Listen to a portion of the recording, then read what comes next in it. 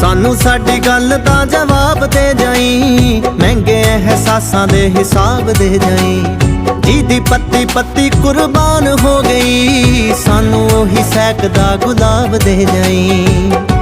ਕਿ ਮੈਂ ਮੁੜ ਆਉਣੀਆਂ ਨੇ ਮਾਲੀਆ, ਜੜਾਂ ਨੂੰ ਪਾਣੀ ਪਾ ਲਵੇਂ ਕਿਧਰੇ।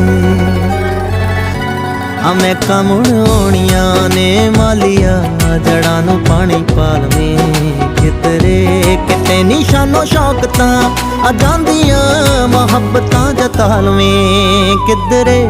ਕਿਤੇ ਨੀ ਤੇਰਾ ਰੁਤਬਾ ਘਟਦਾ, ਜੇ